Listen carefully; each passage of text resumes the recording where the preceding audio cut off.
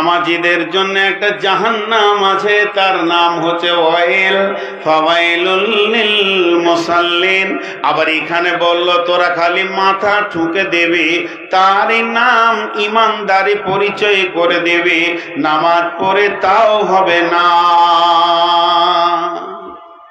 তাহলে নামাজের বিরুদ্ধে দুটা কথা হয়ে গেল।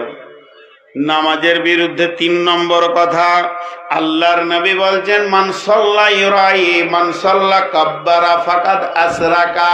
যে লোক দেখানি নামাজ পড়বে, তাকাব্বুরের সঙ্গে নামাজ পড়বে, ওই লোকটা শিরকের মতো গুনাহ করবে। একটা লোক মাজারের পূজা করে যে গুনাহটা হলো, একটা লোক মূর্তি পূজা করে যে গুনাহটা হলো, আর একটা লোক জোহরের 4 রাকাত নামাজ পড়লো খালি লোক দেখানি করে, একই গুনাহ হলো। আল্লাহ নবী বলছেন মান সাল্লা ইউরাই ফাকাদ আশরাকা।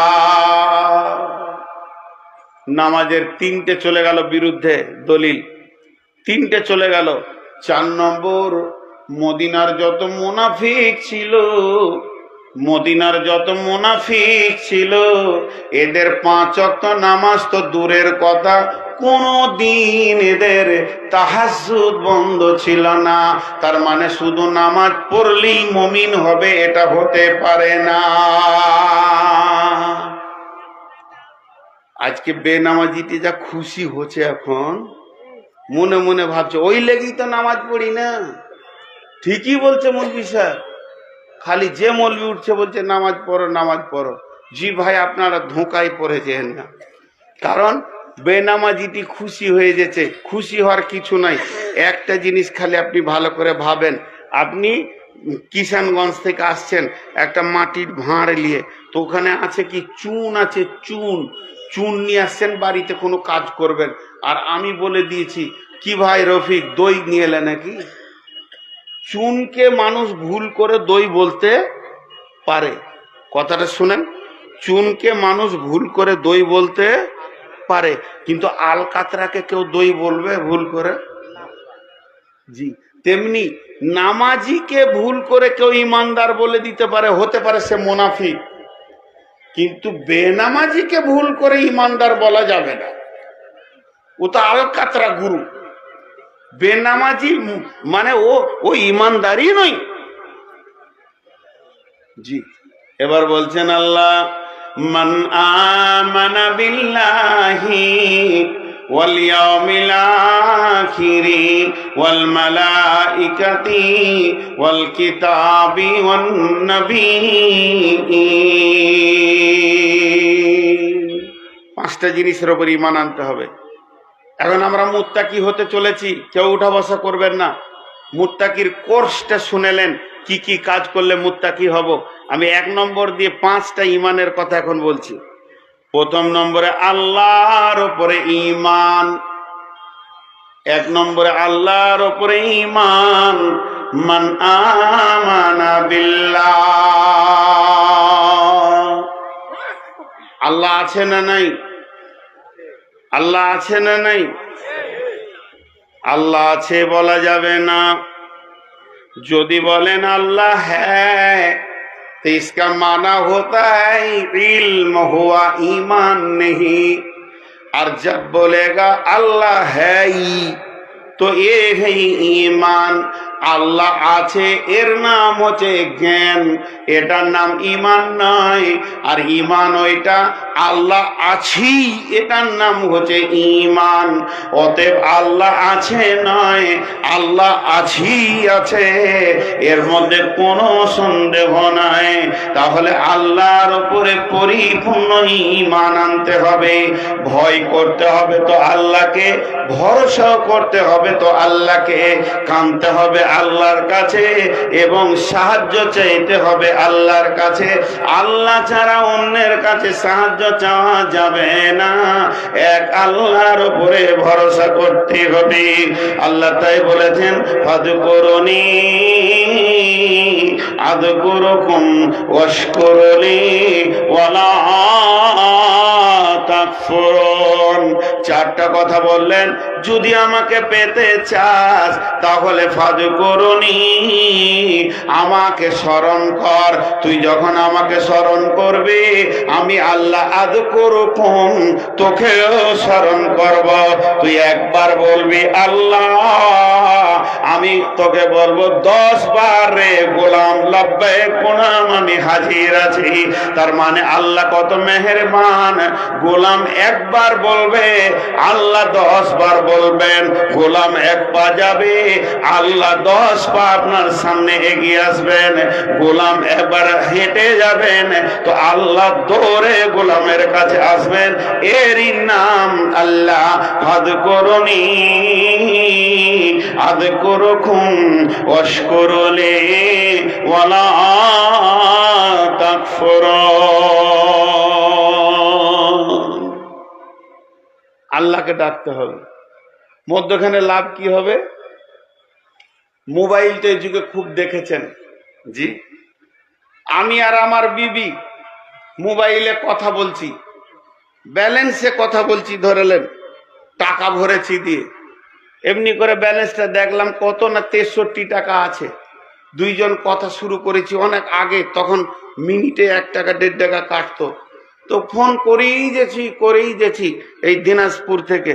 হঠাৎ ফোনটা রাখলাম, টিক করে একটা শব্দ উঠলো, তো মেসেজটা দেখছি, তো মেসেজটা বলছে তোর আর 5 টাকা আছে, 58 টাকা কেটে নিয়েছে।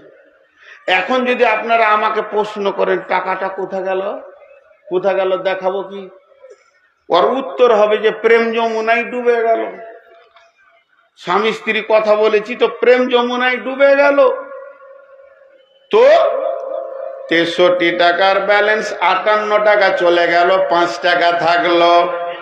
তো আমার রব বলছে গোলাম আমার নামের কত মূল্য আছে দেখ ভেবে। যখন তুই আমার নাম নিতে শুরু করবে রাত্রিতে, সুবহানাল্লাহ আলহামদুলিল্লাহ ওয়ালা ইলাহা ইল্লাল্লাহ আস্তাগফিরুল্লাহাল্লাযী লা ইলাহা ইল্লা হুয়াল হাইয়ুল কাইয়্যুম, তুই যখন আমার নাম নিবি রে গোলাম, আর আমি তোকে স্মরণ করব লাব্বাইক বান্দা লাব্বাইক বান্দা লাব্বাইক বান্দা লাব্বাইক বান্দা। দুইজনে 1 ঘন্টা 1.5 ঘন্টা প্রেম আলাপ চলবে। আর এই প্রেম আলাপে মধ্যখান থেকে তোর পাহাড় গুনাহগুলো জিরো হয়ে যাবে। এরই হলো আল্লাহর নামকে ডাকার ফায়দা। তাই আমার আল্লাহ বলছেন ফাযকুরনি আযকুরুকুম ওয়াশকুরুলি ওয়ালা তাকফুরুন, তুই আমাকে ডাকবি তো আমি তোকে স্মরণ করব। আপনাদেরকে একটা কবিতা শোনাই, বুঝে আসবে খুব, যদিও বাংলা কবিতা। আচ্ছা, মাঝে একবার জিজ্ঞেস করি, আমার ভাষা বুঝতে পারছেন? ডিস্টার্ব হয়নি না? শিকারি মৃগ লইয়া যায় ধনু তীর, শিকারি ধীরে ধীরে লইয়া যায় ধনু তীর। চারিদিকে তাকিয়ে দেখে চক্ষু নাই স্থির, সামনেতে বট বৃক্ষ দেখিবারে পায়, গিয়া দেখে ডালে বসে ঘুঘু একটায়। অমনিসে ঘুঘুটিকে করিল নিশান, ছাড়ি তীর মারি ঘুঘু এই তার ধ্যান। শিকারীকে দেখে ঘুঘু ভাবিল যাইব উড়িয়া, অপরে তাকায়া দেখে আছে বাজ পাখি নিশান করিয়া। নিচেতে শিকারী আর ওপরেতে বাজ, মধ্যখানে ঘুঘু ভাবে আর মরা বেঁচে নাহি কাজ। উপায় না দেখিয়া কইবে ঘুঘু করে এই আবেদন, উদ্ধার করো হে প্রভু নিকটে মরণ। আল্লাহকে ডাকলো, উপায় না দেখিয়া ঘুঘু করে আবেদন, উদ্ধার করো হে প্রভু নিকটে মরণ। আপনার বিধা মতো প্রভু তখন শ্রীবর্ণ ঘুঘুটিকে করিল স্মরণ। বিশ্বধর সর্প এক ছিল বট বৃক্ষ ধারে, আশা লইয়া ছিল সীতা বহু কাল ধরে। হেন কালে মারে নেশ মারে শিকারীর পায়, অমনি বিসঞ্চরিত হলো শিকারীর গায়ে। বিষের যাতনাতে হাত চলে গেল, ছাড়া মাত্র তীর তবে বাজকে লাগিল, বিষেতে শিকারি মরে তীর খেয়ে বাজ, মধ্যখানে ঘুঘু বাঁচে কার এই কাজ। হাজ করুনি আদ করুকুম ওয়াশকুরুনি ওয়ালা তাকফুরুন। শেষকালে দুটি শব্দে বলছে, গোলাম রে তোকে যেমন করে রাখবো ওই রকমই থাকবি, গরিব রাখবো, ল্যাংড়া রাখবো, খোঁড়া রাখবো, কানা রাখবো, ঘরে ভাত থাকবে না, অভাব থাকবে, অসুখ ভালো হবে না, তারপরও যেন আমার বিরুদ্ধে কথা বলবি না। অশকুরলে শুকর করে জীবন কাটাবে, ওয়ালা তাকফুরুন আমার বিরুদ্ধে কথা বলবি না। তুই এই অবস্থায় যদি কাটাতে পারিস, আমি রব তোকে কিয়ামতের মাঠে হিরো বানাবো। আল্লাহ পারেন কি পারেন না? এতটি লোক চুপ হয়ে গেছে। আল্লাহ পারেন কি পারেন না? পারেন। তাহলে এই আল্লাহর উপরে ঈমান আনতে হবে। একটা হলো, এবার মাঝে একটা গল্প শুনাই। আল্লাহকে ডাকতে হবে ধ্যানের সঙ্গে, আল্লাহকে ডাকতে হবে ধ্যান এবং ঈমানের সঙ্গে। বেঈমান হালাতে আল্লাহকে ডাকলে হবে না। বেঈমান হালাতে যদি আল্লাহকে ডাকা হয়, তো একজন যুক্তি দিয়েছে যে ঢোল, তাবলা, মিউজিক, বাঁশি সব জান্নাত চলে যাবে। কেন যাবে? ওরাও আল্লাহকে ডাকে। আমি একটা জালসাই বলেছি, আল্লাহর নাম নিলে গুনাহ হবে আর ফেরাউনের নাম নিলে নেকি হবে। তো কাটিহার থেকে আমার কাছে ফোন গিয়েছিল যে আপনি কেমন কথা বললেন মৌলভী সাহেব, আল্লাহর নাম নিলে গুনাহ হবে আর ফেরাউনের নাম নিলে নেকি হবে, তো কোন ধরনের কথা? বলে হ্যাঁ, আপনি বুঝতে ভুল করেছেন, আজও সেটা বলছি। আল্লাহর নাম নিলে গুনাহ হবে। কেউ যদি গান বাজনার ভিতরে, থিয়েটারে, যাত্রাতে, সিনেমাতে আল্লাহর নাম নেয়, গুনাহ হবে কি হবে না? তাতে আল্লাহর সম্মানকে ঘাটিয়ে দিল, বেইজ্জতি করে দিল, এর জন্য তাকে গুনাহ নিতে হবে। আর কেউ যদি কোরআনের আয়াতের ভিতরে ফেরাউনের নামটা পড়ে নেয়, ইযহাব ইলা ফিরাউনা ইন্নাহু তাগা, প্রত্যেকটি অক্ষরে এসে 10টা নেকি পাবে, তো ফেরাউনের নাম নিলে 40টা নেকি পাবে। এর জন্য ফেরাউনের দাম নয়, দামটা হচ্ছে কালাম পাকের, এর ভিতরে নামটা এসেছে বলে তার ওই নামে নেকি পাওয়া গেল। এর জন্য এক একটা স্থানের মূল্য আছে। অতএব কোরআনের ভিতরে ফেরাউনের নামে নেকি হবে, গানের মঞ্চে আল্লাহর নাম নিলে গুনাহ হবে। এই নিচে বস। ওই রকম ক্যামেরা কত দেখলাম, তোর বয়স তখন হয়নি, তোর বাপ তোকে জন্ম দেয়নি, তার আগে থেকে ক্যামেরা দেখছি। টাট্টুর মতো এসে বসেছে ঘাড়ে, মানে ও ক্যামেরা চালাবে, ওর সব ছাড় আছে। ক্যামেরা ওলা দিন খবরদার চেয়ার দেবে না, এতগুলা ক্যামেরা ওলা নিচে বসে আছে, ও এমন টাট্টু হয়ে গেল। আমি একটু বদমাস আছি না, কাউকে এখানে বসতে দিচ্ছি না, ওখানে বসতে, জালসাও করি, ভলেন্টিয়ারিও করি, দুটোই করি। তাহলে আল্লাহকে ডাকতে হবে। এরপরে আপনাদেরকে একটা ছোট্ট করে গল্প শোনাই। গল্পটা মন দিয়ে শুনবেন। গল্পটা কি? এক বাদশার অসুখ হয়েছে, ভালো হয় না, তো মন দিয়ে এমনি করে বসে আছে, মন মরা হয়, ওর মনে শান্তি নাই। আর কিষানগঞ্জের শেখ বড় মৌলানা মাদানী সাহেবের রাস্তায় হেঁটে যাচ্ছে, তো বাদশাহ বলছে মৌলভী সাহেবকে ডাক্তার, হ্যাঁ, তো ডেকেছে, যে শেখকে বলছে, শেখ, সৌদি, সুদান সব থেকে ভালো চিকিৎসা হয়, সিঙ্গাপুর, ইংল্যান্ড, আমেরিকা ঘুরে দিলাম, আমার রোগ ভালো হয়নি, ডাক্তার বলছে তোমার কোনো রোগই নেই আর আমার মনে শান্তি নেই, ডাক্তারের সাথে আমার মনের মেল হচ্ছে না। তখন বলছে একটা ওষুধ আছে। কি? আল্লাহ কোরআনে বলেছেন, আর কোরআন মিথ্যা নয়, আলা বিযিকিরিল্লাহি তাতমাইন্নুল কুলুব, তুমি যদি আল্লাহকে ধ্যানের সঙ্গে ডাকো, তোমার দিলের প্রশান্তি বাড়বে, সমস্ত রোগ সরে যাবে। ও তো শুনে খুব খুশি হলো। একটা সিপাহীকে ডেকে বলছে, ওই যা তো কিষানগঞ্জ থেকে তসবিলি আই, যাই হোক নিয়ে আসলো। কতবার বলবো? স্যার সকাল সন্ধ্যা 100 বার করে কালেমা পড়েন, তসবি পড়েন, ইস্তেগফার করেন, দরুদ শরীফ পড়েন, সব কিছু ওকে দিয়ে দিল, খালি ওজিফা চালিয়ে যাচ্ছে। কতদিন চালাবো? মাস 3 মাস চালান। 3 মাস পেরিয়ে 4 মাস ঢুকে গেছে, ওর রোগ ভালো হচ্ছে না। মৌলানা সাহেব আবার পেরিয়ে যাচ্ছিল, সিপাহীকে বললো ওকে ধর, তোরে ধরে নিয়েছে, খুঁটিতে বেঁধেছে। আর এলাকাতে ফেসবুকে দেখে নিয়েছে যে মাদানি সাহেব খুঁটিতে বাঁধা আছে বাদশার ঘরের সামনে, কিছু বলতে পারছে না, লোক হাই হাই করছে, ঢেরি ভিড় লেগে গেছে, খালি লোক দেখছে। বাদশাহ বলছে মোহরে তুমি লিখো ওর পারওয়ানা। বলে কি লিখবো? আগামীকাল সকাল 8টায় মাদানি সাহেবের কতল হবে, সে বাদশাকে ধোঁকা দিয়েছে, চিঠি লিখবো না। ঠিক আছে, তাই না বলবো। আসছে, ওরা আসছে, কত দূরে আর 10 মিনিট। আলহামদুলিল্লাহ। আসলে চিঠিতে কি লেখা আছে আমার মুখস্থ আছে, কালেকশন করে, বুঝতে পেরেছি। হাজি বেটার বিয়ে দিয়ে ওকে বউ ওর শ্বশুর বাড়ি জোয়ার লেগে চিঠি দিতে হয়? আর বলেন বেটার বিয়ে দিয়ে ওকে শ্বশুর বাড়ি জোয়ার লেগে চিঠি দিতে হয়? যে ছেলেকে শ্বশুর বাড়ি জোয়ার লেগে চিঠি দিতে হয় ওর বিয়ে না দেওয়াই ভালো। ও তো শ্বশুর বাড়ি জোয়ার লেগে টাট্টু হয়ে আছে। হ্যাঁ, আর যে বক্তাকে চিঠি দিয়ে আদায় করতে বলতে হবে ও বক্তাই লয়, ওকে মাইক দিতে হবে না। 17-18 বছর এই লাইনে লেগে আছি, আমার নাম নবাব, কিছুরই নাই অভাব, ভিক্ষা করা স্বভাব। পকেট মারকে কি কেউ মাইকে বলে যে বাসে উঠেছিস এবার পকেট মারতে? কেউ মারতে পারবে? সব পকেট সাবধান হয়ে যাবে। তো ওগুলো কখন করতে হবে আর কখন অপারেশন করতে হবে আমি জানি।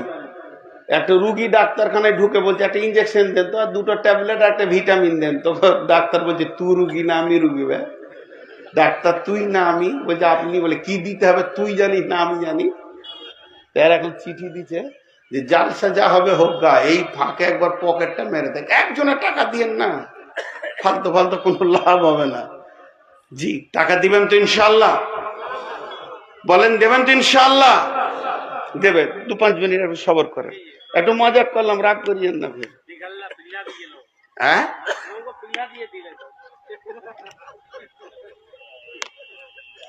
এবার বাদশাহ বলছে ওকে বান, আর লোকের ঢেরি লেগেছে। আর যেই লোকের ঢেরি লেগে গেছে এক বাদামওয়ালা এসছে, ভিতরে ঢুকেছে। বাদাম, ভালো বাদাম, ভাজা বাদাম আপনি খান, বাড়ির জন্য নিয়ে যান। বাদামওয়ালা বাদাম বেচছে। লিখা হয়ে গেল, মোহরে লিখো কাল সকাল 8টায় মাদানির কতল হয়ে যাবে বাদশার সঙ্গে ধোঁকা দেওয়ার বারে। লিখা হয়ে গেল। যে বাদশাকে বলছে, বাদশাহ মৌলানাকে বলছে তুমি তো মরেই যাবে গো, তো জীবনের কোনো শেষ আশা তোমার আছে? তো মৌলানা বলছে শেষ আশা আর কি থাকবে, মরে তো যাব কাল 8টায়, এখন রাত 10টা হয়ে গেল, তা আর কোনো আশা নাই। একটা আশা আছে, আমাকে কাল 8টার আগে পর্যন্ত 7টা 59 পর্যন্ত বাদশাহ হতে দেন, ওই চেয়ারটাতে বসার একবার শখ আছে, আমাকে বাদশাহ হতে মন দিয়েছে। দিয়ে দিল কি চেয়ার। এবারে বাদশাহ হয়ে গেল মৌলানা। 10-12 ঘন্টার জন্য তো বাদশাহ। তখন এবার উনি বলছেন, হে সিপাহি ওই বাদামওয়ালাকে ধরে নিয়ে এসো, মজলিসে বাদাম বেচে, বাদাম বাদাম বাদাম শব্দটা শুনে আমার কানে লাগছে, আমাকে এতটাই বিরক্ত লেগেছে, আগামীকাল সকাল 7:30টায় কতল হবে। বাদামওয়ালা বাদাম ছেড়ে দিয়ে কানতে লেগেছে, কি দোষ করলাম রে, কি অপরাধ করলাম আমি? ছেলে মেয়ের 2টা রুজি খোরাকের জন্য বাদাম বেচি, আমি কি করলাম? বলছে কিছুই শোনা হবে না, ওকে ঘরে ভরো আর তালা মেরে দাও। বাদামওয়ালা অঝোর নয়নে কাঁদছে, চোখের পানিতে। এরপরে মৌলানা মাদানি সাহেব বাদশাহ দ্বিতীয় হুকুম করছেন, সিপাহি একটা সুন্দর বেশ্যা রান্ডি মেয়ে নিয়ে এসো, দেখতে অতি সুন্দর হতে হবে। মেয়েটা আনা হলো এবং ওই মেয়েটাকে বলা হলো এই ঘরে একটা বাদামওয়ালা যুবক আছে, সারা রাতের মধ্যে যদি একবার তুমি দৈহিক মিলন করে নিতে পারো, ওর সঙ্গে যদি সম্পর্ক কায়েম করতে পারো, আগামীকাল সকালে রাজকোষ থেকে 10 লক্ষ টাকা দেওয়া হবে। ও তো খুশিতে ঢুকে পড়লো, যে 10 লাখ এক রাতে ঢুকে পড়লো।